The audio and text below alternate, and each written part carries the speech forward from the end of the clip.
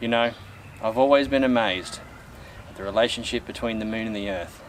It is their cosmic dance that has created life itself on earth. It's like a great harmony. You know what else produces great harmony? The guitar. Let's take a look at the chords on the guitar.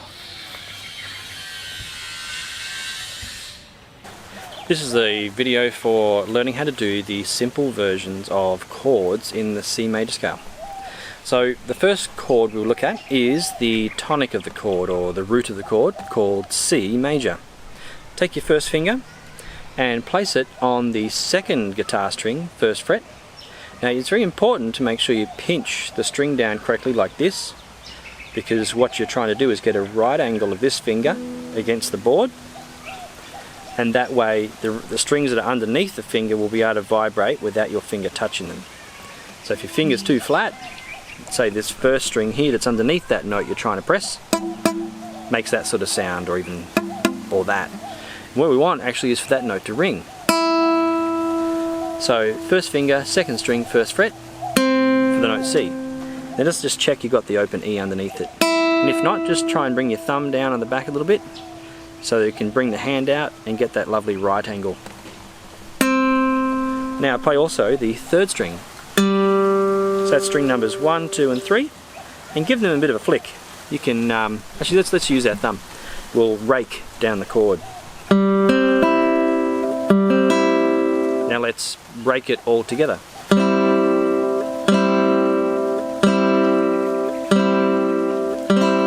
Great, so that's C major. Okay, the next chord of the C major scale is D minor. It's actually got 3 fingers down. Let's have a look. First finger on the first string, first fret for the F note. Check you've got that note. Now second finger on the third string, second fret. That's the A. And now either use the pinky on this D note, which is the second string, third fret, or the third finger.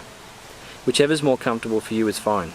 And then play the same 3 strings. Now remember, your fingers have to be at right angles, or you're going to have these kind of sounds coming through. So just check each one's working. If not, bring your hand around the wrist out a little bit further, and then try and make your fingers stand at right angles. Now one cool thing about this D minor chord is you can actually play the open 4th string at the same, because this is called the D note, so it matches the D minor chord.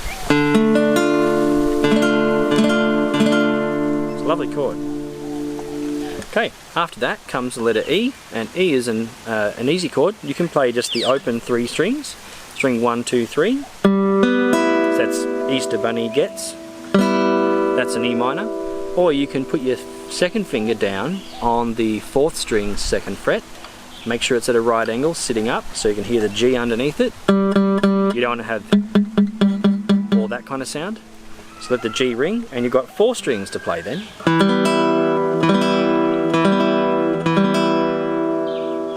So maybe let's pause the video here, and you can practice doing the C chord with 1 finger. Do that 4 times. Now move to the D minor.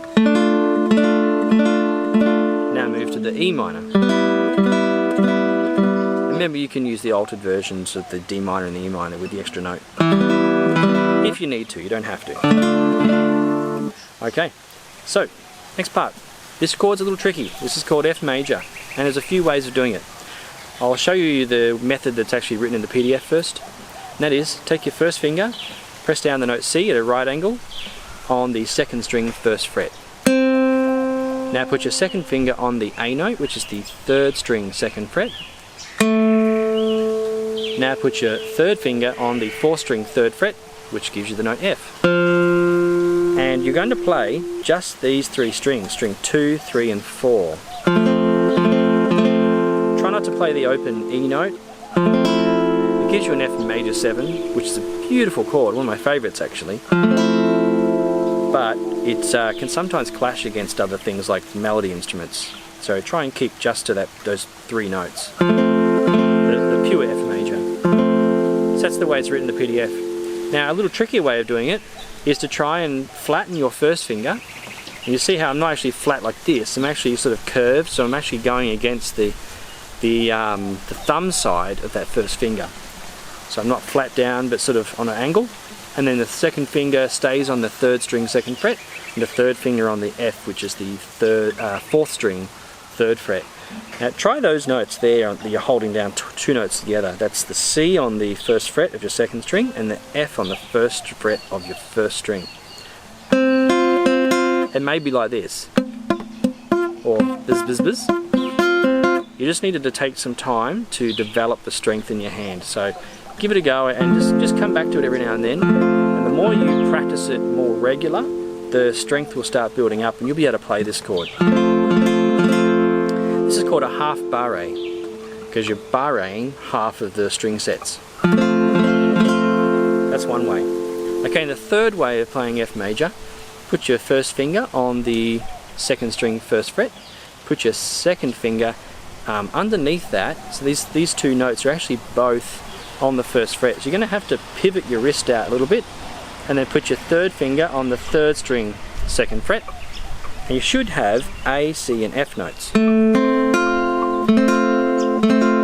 And that's another way of playing the F chord. But don't strum the other strings. Make sure you don't play the D, because that turns it into a D minor 7, which is another beautiful chord, but it's the wrong note.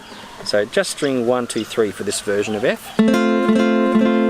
Now you've tried the 3 versions of F, pick the one that you like the sound of the best, the one that maybe is easiest for now. You can always learn to play the harder one later. Okay, now we go to an easy chord, thank goodness. This is G. So with G, I'm going to play the open 3rd string G and the open B string, and I'm going to hold down the E string, the top string, at the 3rd fret.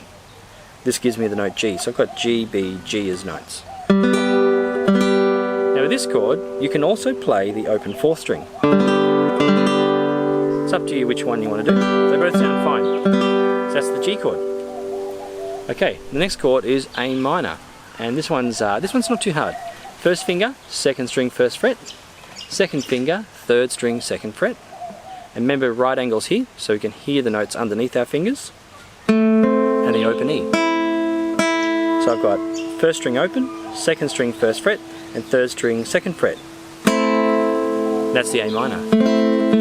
That's a beautiful chord. It sounds kind of melancholy or sad, doesn't it? Now the next chord, it's called B diminished, and I'm going to play an altered version of it. It's not really a B diminished, it's the version is a B half diminished 7, which is it's often used inside the key anyway, so it's okay, it's legal, let's say. 1st finger on your 1st string 1st fret, now the open B string, then your 2nd finger standing upright on the 3rd string 2nd fret, and that gives you a B half diminished 7 of sorts. You can also play the open D string as well for this, and it gives you a really beautiful, almost a romantic sounding chord.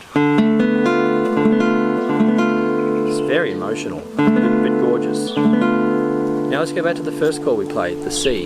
Ooh, can you hear that? When you go from that B half diminished 7 to the C, it gives you a sort of a resolution. It's incomplete, but it's close enough. Sounds really lovely, so you might want to practice that. Just going from one chord in your own time to the next. Okay, pause the video here, and you may have a need to go back and look at some of the chords. And when you play the video again, we're now going to look at the primary triads. Now the primary triads are the chords we just played, but there are 3 particular chords from those 7 chords we looked at that make up the primaries. And so the primary number 1 is the root of the scale, and that's C major. So it's the C chord. Remember, C is just holding down the C note here, and then plucking the first 3 strings of the guitar. Okay. Then the next one, unfortunately, is the most challenging chord here, and that is the F major. Remember, you play the version you like, I'll play the one in the PDF. And then the next chord is the easy one, the G. So each of those letters has a number. C is number 1 because it's the root of the scale. 1. Then we go to the 4th letter, C, D, E, F, F chord. Then we go to the 5th letter. After F comes G, the 5th letter, G. Now let's go back to the 1 again. Now practice that change. Just go between those. C in your own time, find F, shift to the G, and then shift to the C again. Now play that again. Play C again, then to the F when you're ready, then to the G, and back to the C. Okay, your mission now is to take those 3 chords and make your own iteration, your own version of those 4 bars. So you're going to play C for 4 strums, then whatever chord you want to do next, maybe it's G, then you might go C again. And the last chord might be that tricky F. Now try and do it in time so there's no gaps, unlike I just did. So here it might sound like this.